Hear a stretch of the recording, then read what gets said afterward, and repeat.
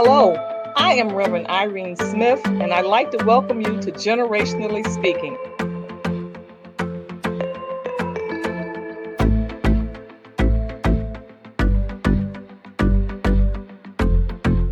Here at the table, we come and we discuss life issues, no matter what they might be. As we sit at the table with each generation, we all learn, we all grow, we all are inspired. Yeah, yeah. Yeah, yeah. Generationally Speaking.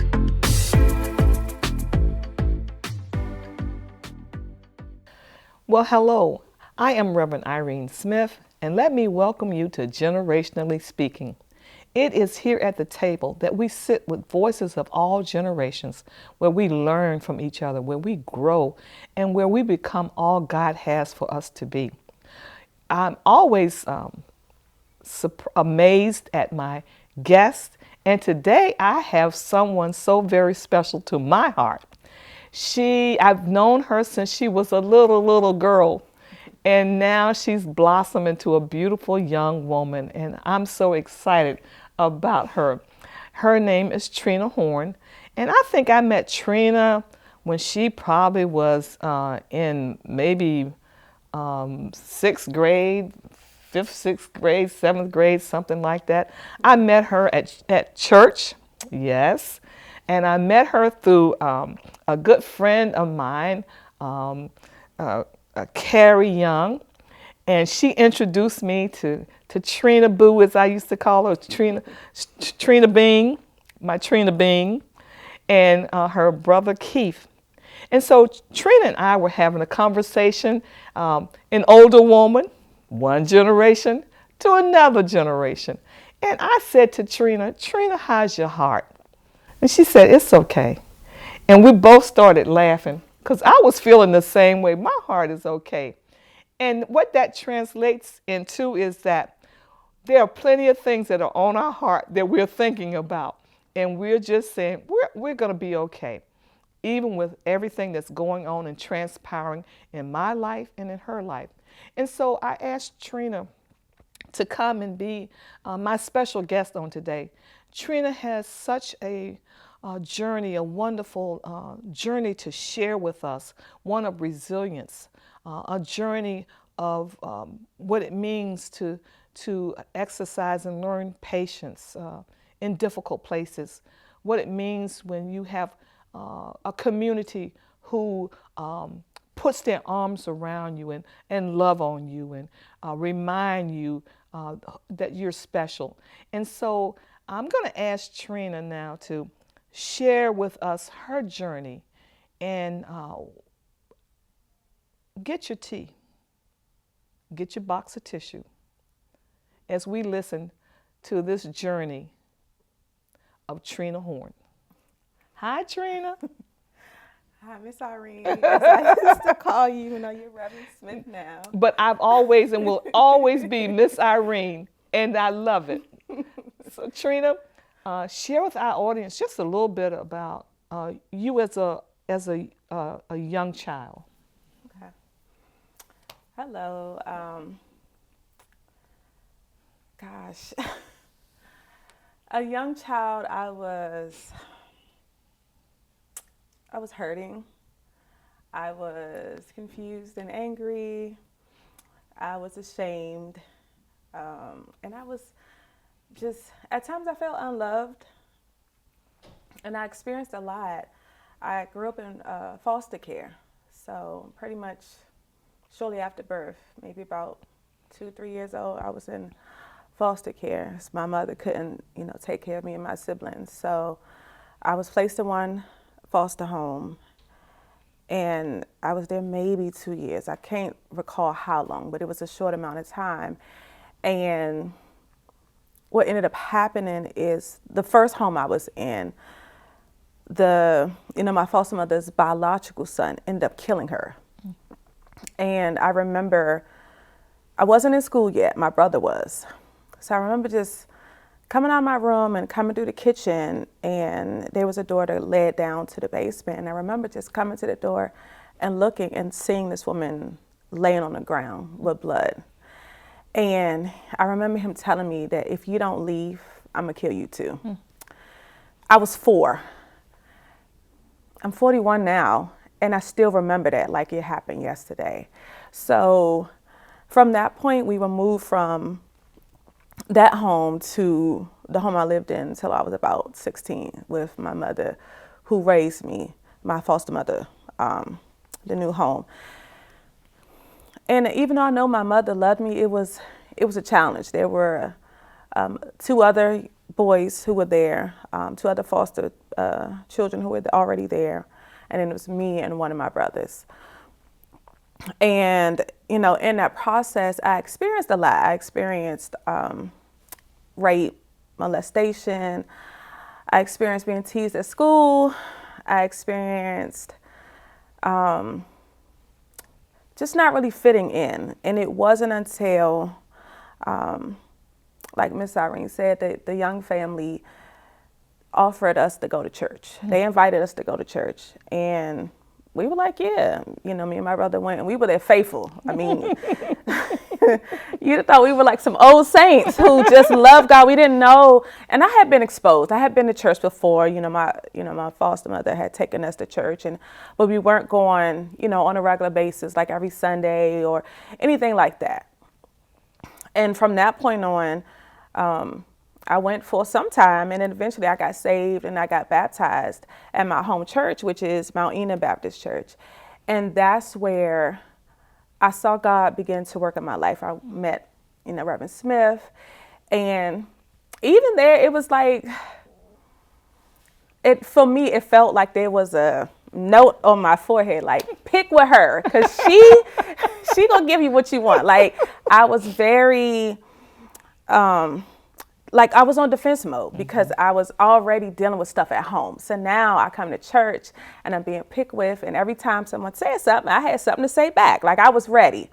And it was to the point that even in the neighborhood, I was called like Little Mike Tyson because I was ready to fight you. If you wanted to fight me, if you wanted to bother me, I was ready for whatever you wanted to give me. And, when Reverend Smith met me, she told me, they only picking with you because they're looking for a response. They know you're going to give a response. So don't give them what they want. And, she taught me the scripture, and I believe it's Proverbs 15:1. It says, a soft answer turneth away wrath, but grievous words stir up anger.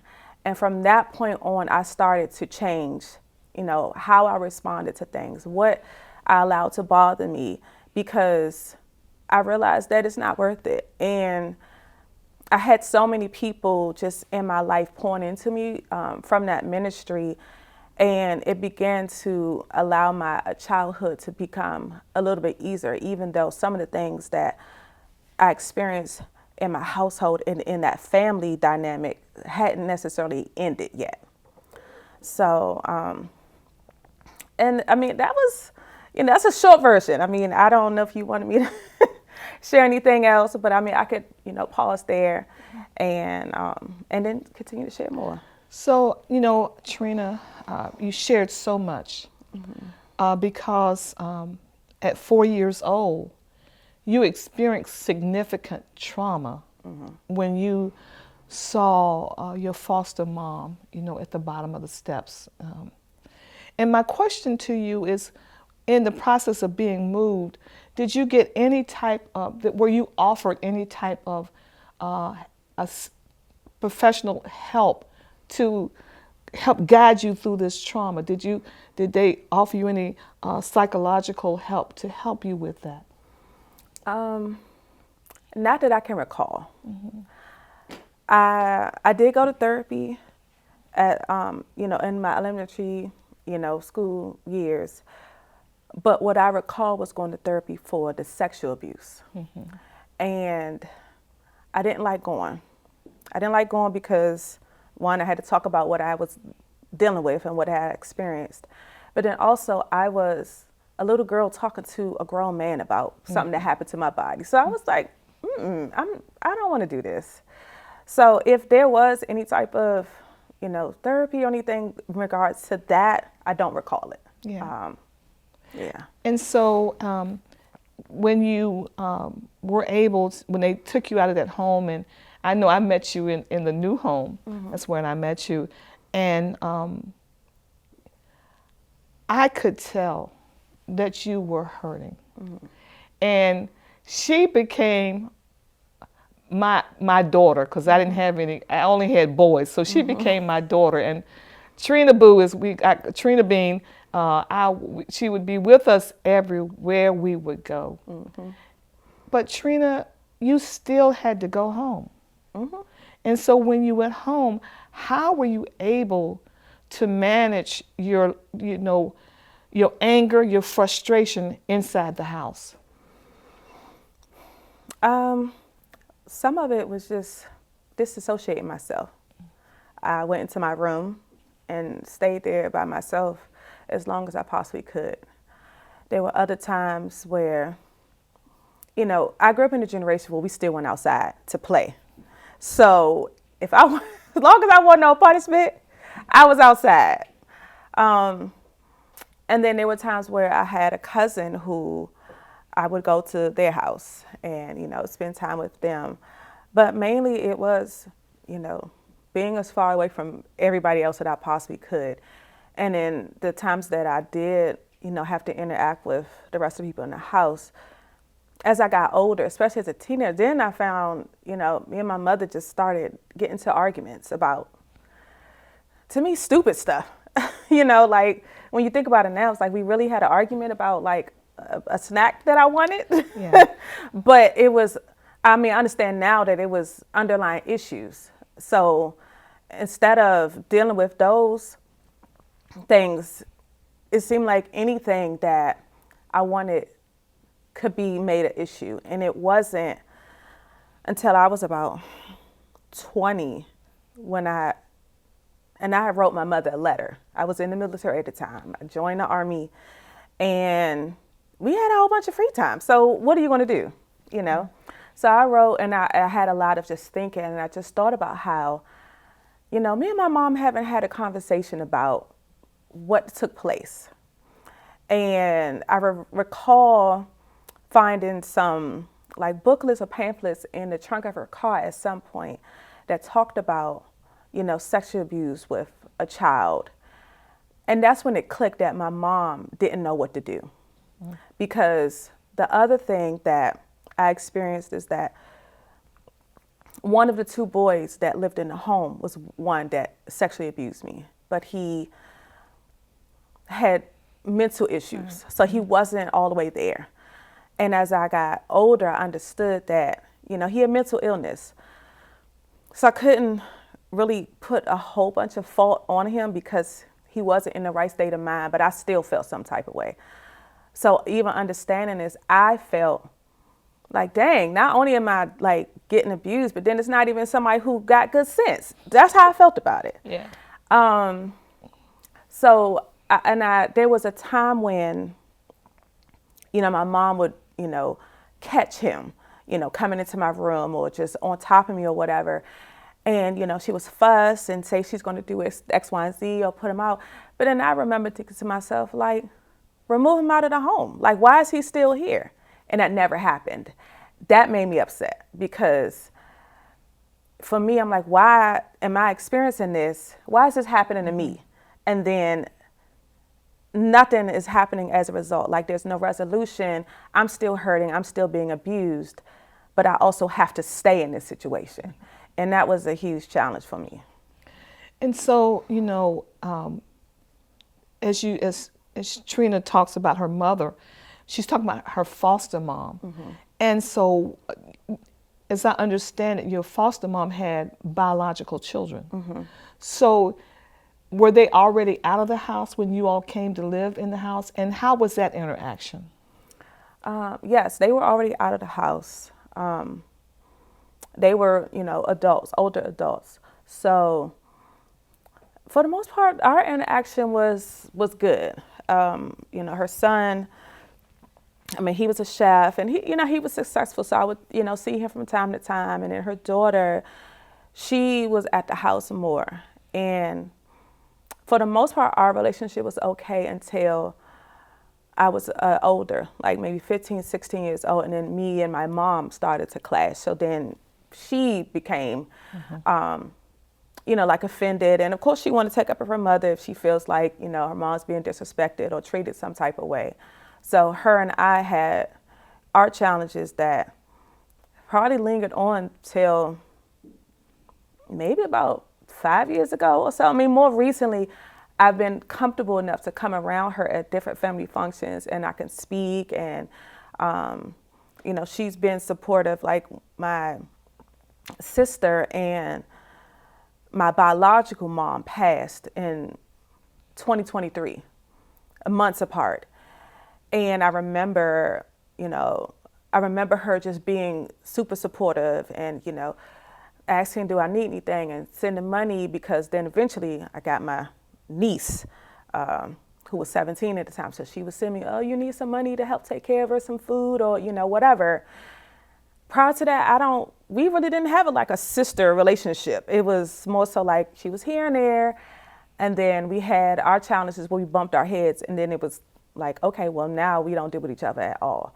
So, things have definitely gotten better, over time. And I guess maybe she realized, the part that she played and, what took place, with our mom and, where she was at when the challenges came about, because also at the time, her son passed.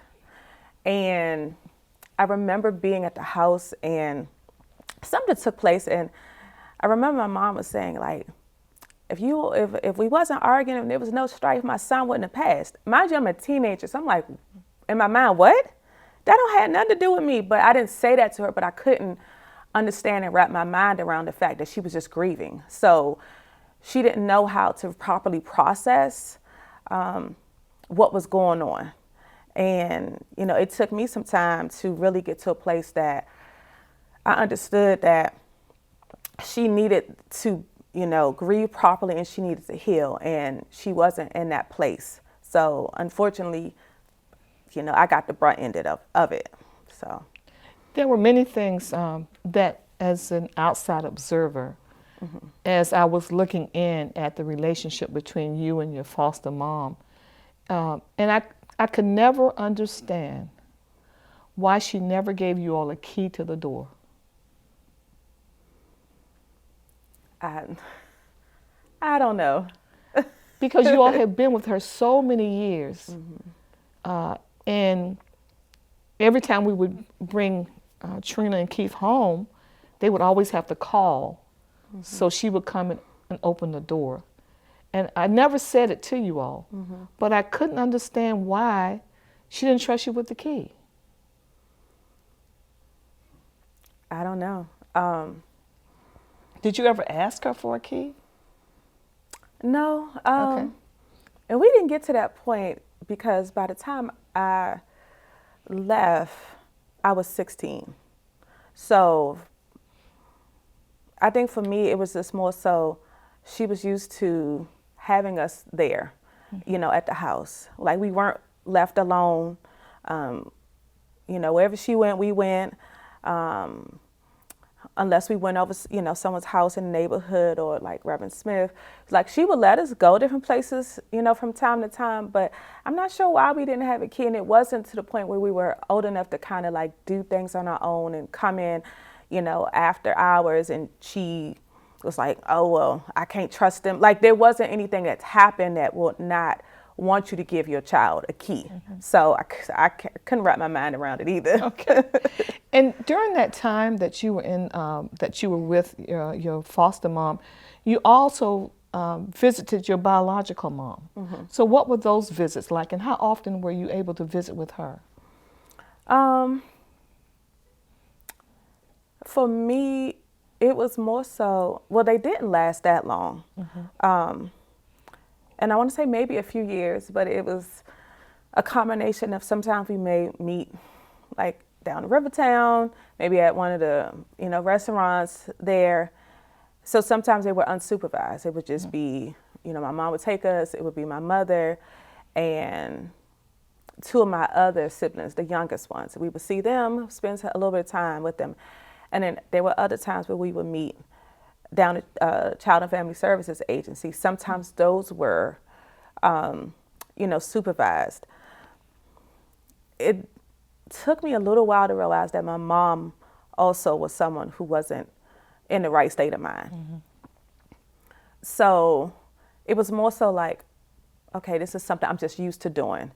And I learned after some time that I could never have the type of relationship with my biological mother that I wanted and needed. Like I couldn't call her and talk to her about dating. I couldn't call and talk to her about, hey mom, I was thinking about trying this recipe, or, do you have a suggestion, or just life skills, or just anything, because I learned that she's not someone who would be able to provide that for me. So they probably lasted a few years, but then eventually they stopped, and I'm not sure, I don't know why. Mm-hmm. Yeah. So you get to an age where you age out of foster care. What is that like? Share that with our audience, what it means. So I'll back up a little bit. I graduated high school, I went to college, and my plan was to do nursing. I was in nursing, I went to school in high school, I was in a nursing program. I graduated, I had my CNA license, and then I went to Coppin in Baltimore. And I did 2 years, but by this time, I was with another foster family. And I did 2 years there, but the college, it wasn't a good social experience. Mm-hmm. And I remember telling the foster family that I lived with at the time that I don't like this. I've experienced some things, and this is not where I want to be. This is not a good fit. So I want to come home and I want to go to college, maybe a PG, or, I don't want to go to school anymore. In their mind, it was, she don't want to go to school no more. And they weren't in support of that. So after I came back from school, shortly thereafter, I was in an independent living program. By this time... So share a little bit about what independent living means. So basically, it's a program that's designed to help youth in foster care prepare for the real world. So I had my own apartment. The majority of the time, I did have like a roommate. We had our own rooms, but they provided everything for us, but you lived, in your own space. And, they provided everything. You had to be either in school or working. And then there were programs that they had designed that would prepare us for, being an adult, taking care of yourself. And in that, process, I noticed, I was like, well, time is winding down. I'm about to be 21. I'm no longer going to be in foster care. What am I going to do? And that was also what they, talked to us about, mm-hmm. that, we're trying to prepare you for independence. And in the process of trying to figure out, like, what am I going to do?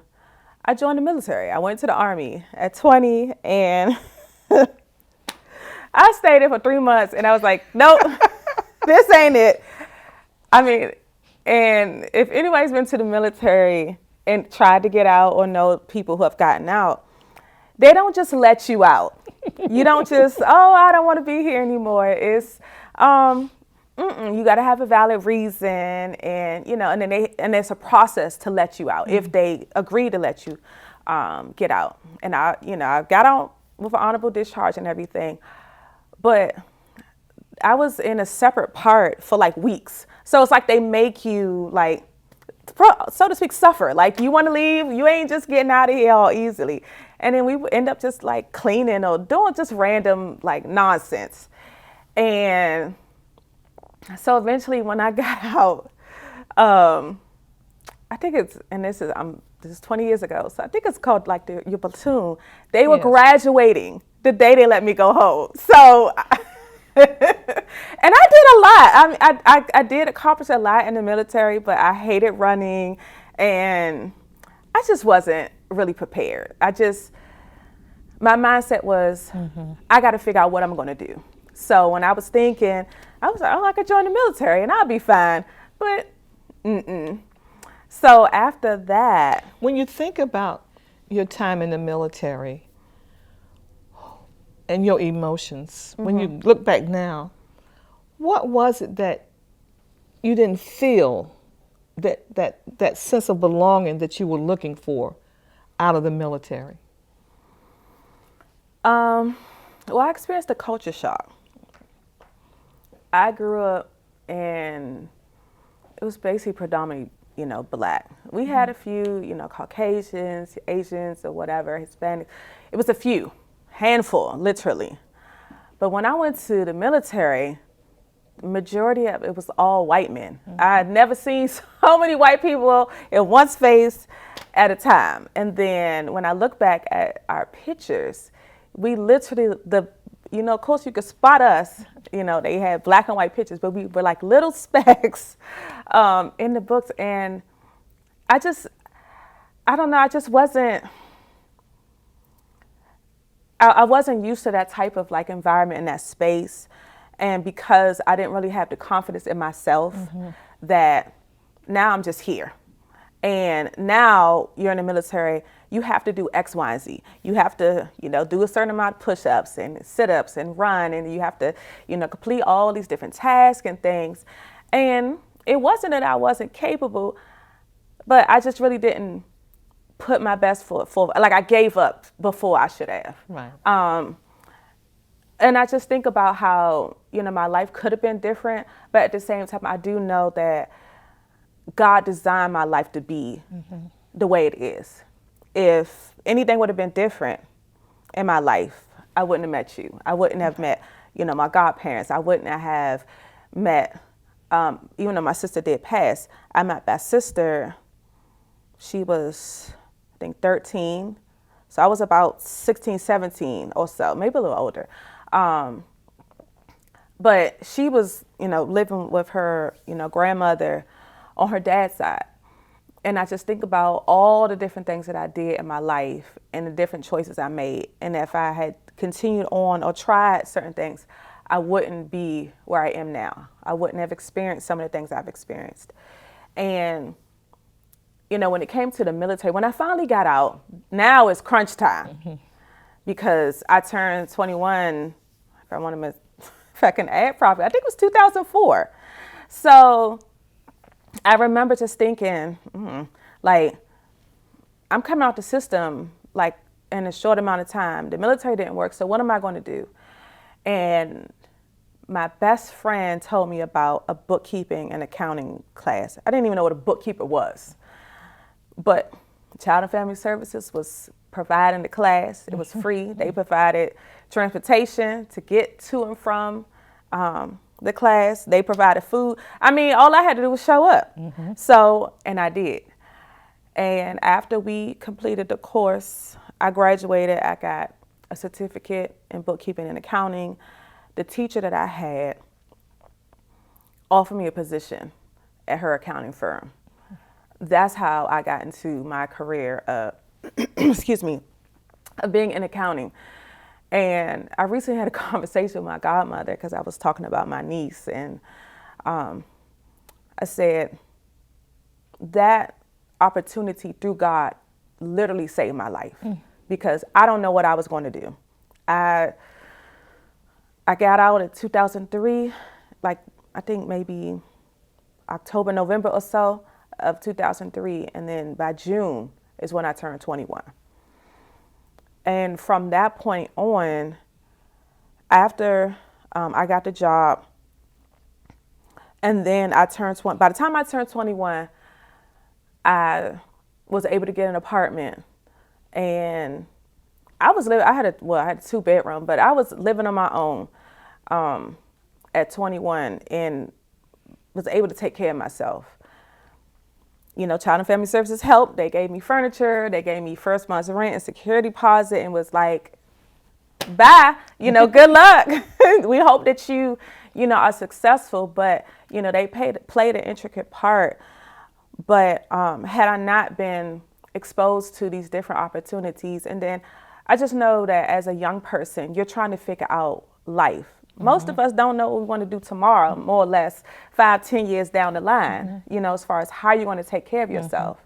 And thank God I didn't have children then, because I don't know where I would be or what I would be doing. And I have several friends who I've watched just struggle. And I'm not knocking anyone who has kids or being a single mom, but I just know the challenge because I've had well, she's now about to be 19, my niece, and even that has, been a challenge with her. And I mean, she's now in college, but leading up to getting her to that point, and she wasn't, in my opinion, the average, teenager. I'm like, she don't eat like they say they eat. This one eats like she eating for two. It was just, oh, and then she thought I was rich. I don't know where that came from, but it just, opened my eyes to, a different world because I never was exposed to like parenting because that wasn't my life. I was, single and, my money was mine to do as I pleased. When I wanted to go on a trip or if I wanted to go to the mall or whatever I wanted, all I had to think about is, do I have it? But when, she came in the picture, it's like, okay, well, let's make sure that, she has what she needs and, budgeting and, then it was senior year. She came to live with me her senior year of high school. So I went through all of that, but I'm grateful that I was able to get to a place where I was financially stable that I could provide for her. Because had this happened maybe 10, 15 years ago, things would have been different. Yeah. So. It's, Trina, now that you're older and you think back, what are some life lessons that you learned from your biological mom? Because I believe that we learn something from everybody, that they inform our lives in some way or the other. From my biological mom, what I learned is she gave me the best life that she possibly could. She made a selfless decision. Like, she could have just decided to keep me and my siblings and did, and took care of us however she could have. And I also thought about that too, even in my moments of like, this is difficult. Like, why is my life like this? And why is my, why didn't I live with my biological family and this and that? And, but just thinking about, even with the challenges I experienced, things could have been worse if I was with my biological mother. And even with, her, illness, she was able to know enough that she wasn't able to take care of us. So, and she made a sacrifice. Like, who really wants to give up their children? I mean, there are some people who do, at birth, and they have their reasons, but I don't know too many that really want to just say, here. And I mean, it was multiple of us. I mean, to my knowledge, there was 8, and I believe there are more. But to keep having kids that you really couldn't take care of and then making a decision to say, I'm going to let them live with someone else in the family, or I'm going to let them be in foster care, or I'm going to let them be adopted where I may never even see them again. But she did what she thought was best. Yeah. When I came to your mom's homegoing service, I was especially moved by the number of people that were present. She had a big, big family. And as I was sitting there in the audience listening, ear hustling, as some would say, I heard them say, oh, I didn't know she had children. Oh, I didn't know she had that many. Oh, I didn't. So you could hear that there was a disconnect. You could hear that people only knew bits and pieces of her story. And I wonder how many times we pass our loved ones, our family members, and we only have bits and pieces of their story and don't realize the depth from which they find themselves in. They sank so low. But what I did love about her was, like you said, her children that she knew that she couldn't raise, she didn't abort them. I mean, I was listening and I was like, yes. And the children that she couldn't raise, and listening to your siblings come up and talk about the foster homes they were in and how the foster parents had given them their best. I was like, wow. So it was like she had her issues, and I think that sometimes we forget that life can tear you down. I don't know what your mother's story is for her to find herself that place. But she went through something Right. to find herself in that place, and to have these children, but to have the sense and the heart to say, I'm going to try to give my children the best. And so I saw you all there operating together. How was that as a family of siblings? Um, it was a time that I'm grateful to God that I got to experience, and that, you know, me and my siblings became closer. There was some that I knew pretty much since I went into foster care, that I saw on a regular basis, and then some I might have seen when I was little, and then didn't see them again until like social media became a thing, and we were able to find each other. So for us to be there, and work together and make sure that we had the best service that we could have for our mother, it was a blessing, because a few months before, when my other sister passed, me and my oldest sister at one point was at each other's throats. Mind you, we didn't grow up together, but there was someone else in the family basically causing discord. And because she was believing what someone else said, I'm like, no, this is not what happened. And, and it involved our birth mother, who was sick and in the hospital. And I received a call, to make a decision. And I had spoken to, my aunt prior to, and she gave me the okay.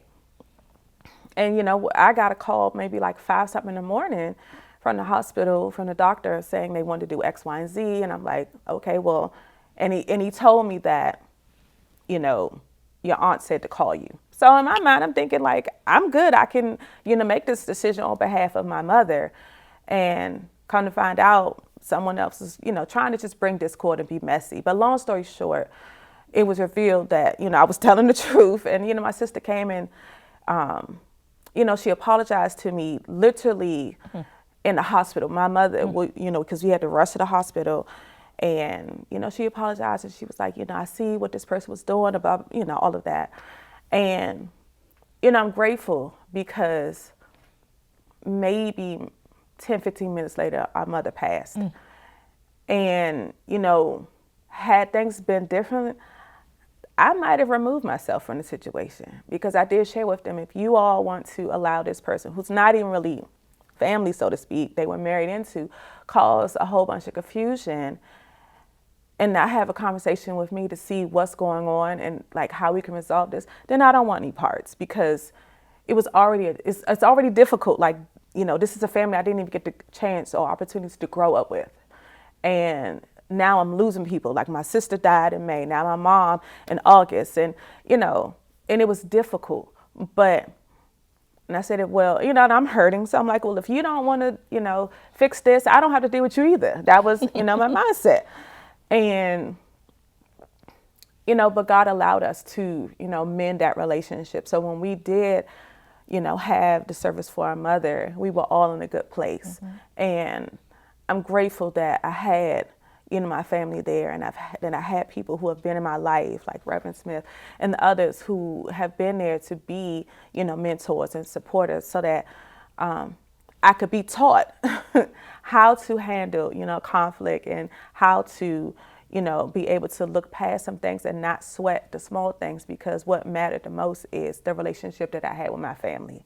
And if it hadn't been mended, who knows what we'd be even at this moment, because I've watched how me and my siblings have become closer as a result. And unfortunately, a lot of times, it takes for someone to pass for you to become closer with, family members.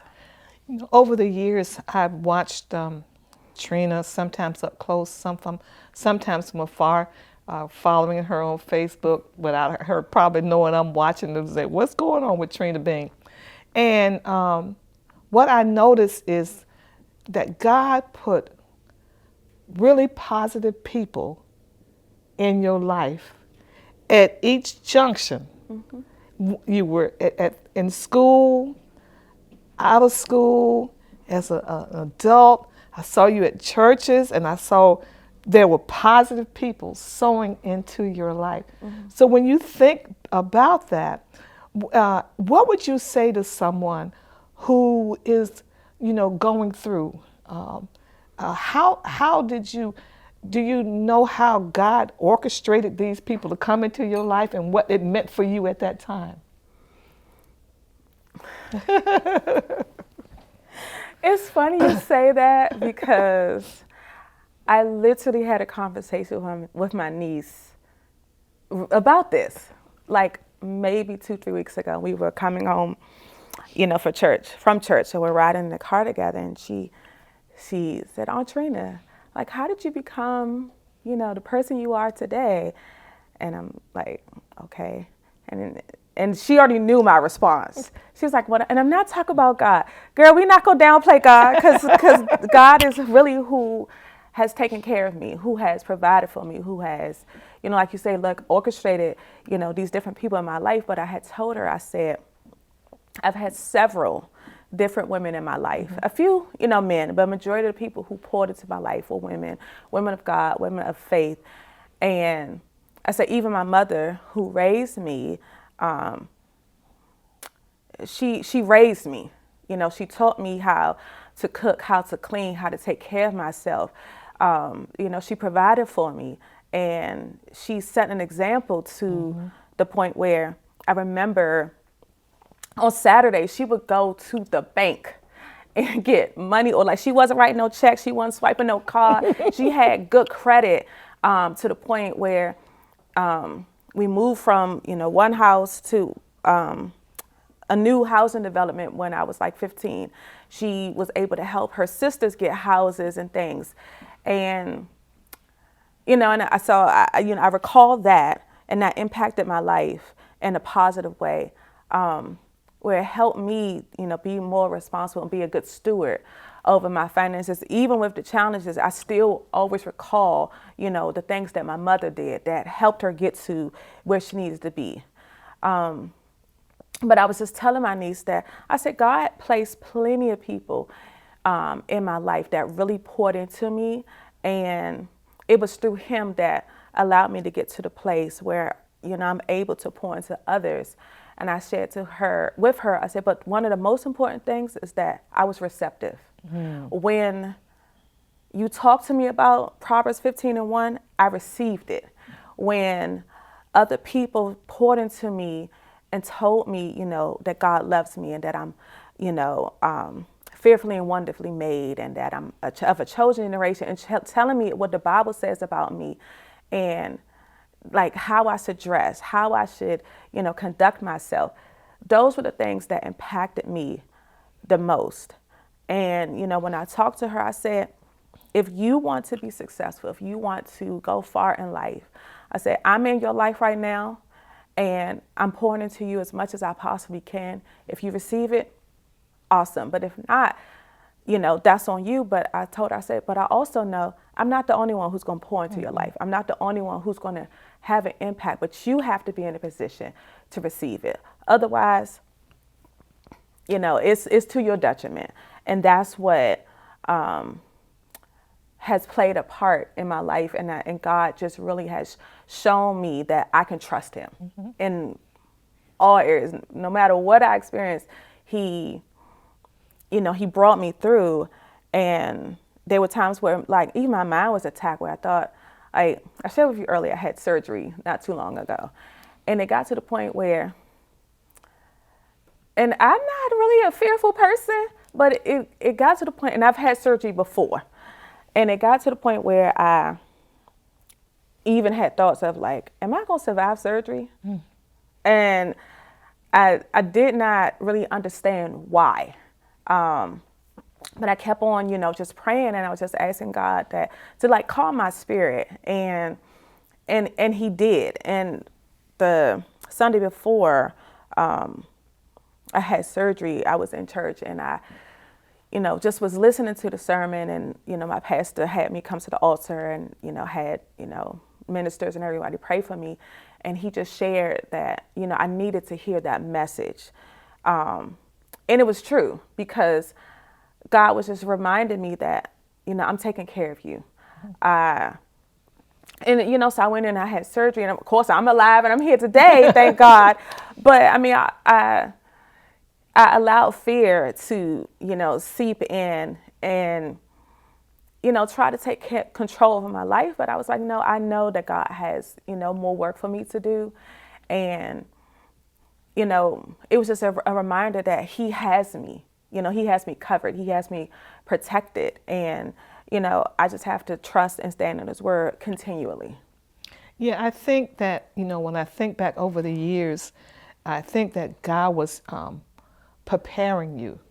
Because I remember as a young girl how my boys used to tease you all the time. It was like, Trina was like their little sister. And what did they do with little sisters? They teased them, and Marcus teased her and teased her. And what Trina couldn't see was what we could see. And that was, she was such and still continues to be, a beautiful young lady.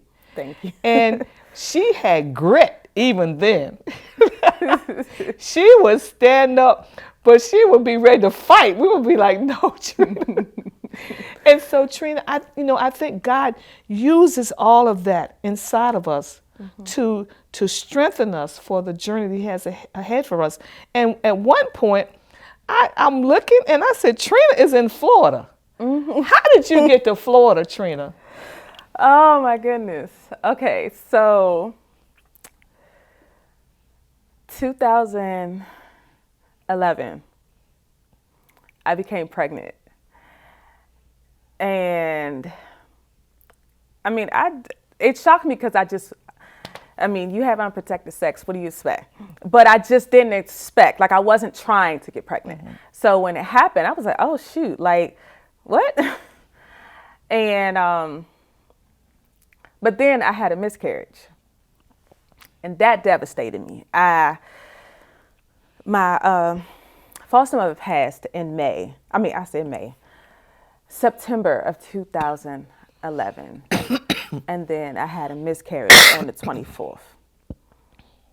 I cried more for this miscarriage than I did for my foster mother who raised me. It hit different. And I didn't really know what to do.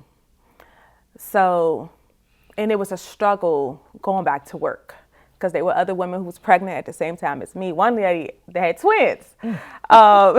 And another lady had got pregnant shortly thereafter. And I struggled with jealousy, because I wasn't comfortable around other women who was pregnant. I just was like, why are they walking around pregnant and I'm not? Where's my baby? But I didn't want to be like that. I fought depression. And I just was determined that I'm not going to be like that. I'm not going to be, angry and bitter. I'm not going to walk around, woe is me and sad. But in that process, in the process of trying to figure things out, I moved to Florida. I had a best friend from high school who was already there. And, she offered me to come and stay. And I said, why not?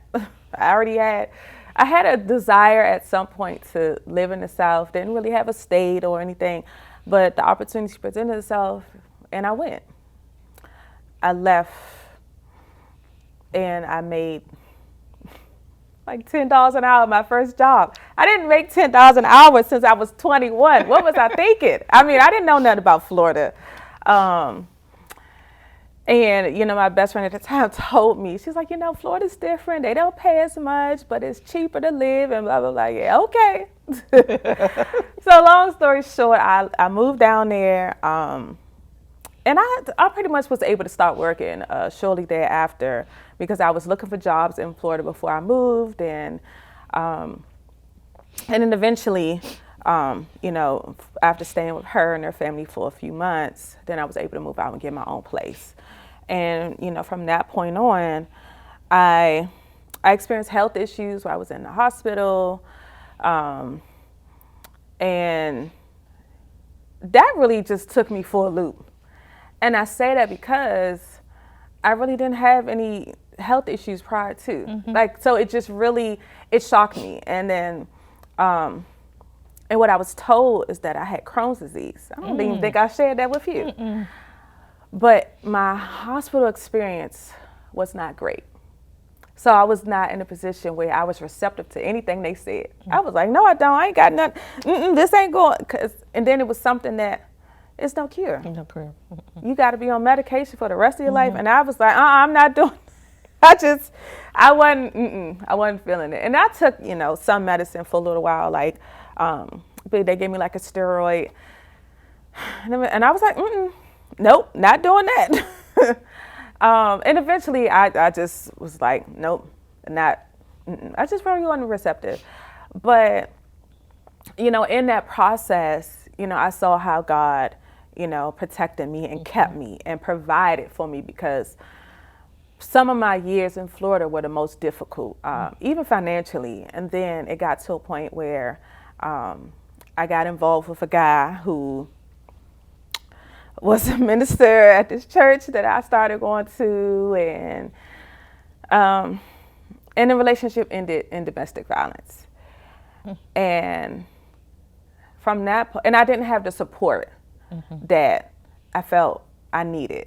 I was confused about if I should go to the police. My best friend at the time was like, oh, no, you shouldn't go to the police because, he was in the military, and what about his life? What about his life? What about mine? Like, I was smothered with a pillow, and, it just was a really difficult, shocking experience. And I just, so with that, I remember talking to one of my mentors who was back here, and I had shared with her what happened. And mind you, I'm still at this man's house, at his apartment. Yeah. And I remember just thinking, when I've heard about situations with women who experience domestic violence, and I'm like, why she ain't leave? Or why, if I would be gone. And sure enough, when it happened to me, I didn't know what to do. I stayed, mind you, he in my car. Go dealing with some other female, and it took a moment to really register what happened. And I remember when I was on the phone with this lady, and she said, get up and leave. And I did. And I didn't turn back. And from that point on, I, removed myself, of course, from him. And I started focusing on myself again, because I found myself, involved with someone who just really wasn't, living up to a standard. Like, you're a leader. So we know leaders are held to a different standard. They're supposed to set the example, and not to say that they're not, sinners, or that they won't have any faults. But it was like he had no remorse, and then tried to, portray himself in a manner so that he would not get in trouble. And I was like, yeah, I got to do something different. And eventually I, moved on and got a place again by myself. And from that point on, I said, it's time for me to go back home. Now, mind you, I don't know if I shared this with you, but you might have even seen it, as I think I've shared it on Facebook at some point. I said, I'm never coming back to D.C. But here I am. But, because of what was going on in my life, I was just ready to just get away. Yeah. And instead of dealing with what I had experienced. And, even it took some time, but then I realized that God placed me, he allowed me to go through, the miscarriage and everything, because he wanted me to be able to minister to other women. I have never met so many women who have experienced the same thing that I have with, before and after having children. They have, shared the same things. And I remember I had a coworker who really didn't seem like she understood what was going on with me. And I kind of got offended with something that she said. And and this was while I was still pregnant. She was just talking about, my future child, and I was like, I just really wasn't, feeling what she had to say. And then, of course, I had a miscarriage. So, but I remember, and we still, were friends or whatever. And I remember, I want to say may have still been living in Florida, but either way, I remember her reaching out to me. And she was like, hey, I know it's been a while, but I wanted to, reach out to you and ask you something. And I'm like, hey, what's going on? And she said, she was married. She is married. She had gotten married by this time. And she said, I've, lost, a child. And then she shared that she probably lost about 3 or 4 more after that before she had her first. And now she has 3. But, to think that she reached out to me, like I still don't have kids yet, but she saw something in me that, made her feel comfortable enough to say, how did you get through it? How did you move forward?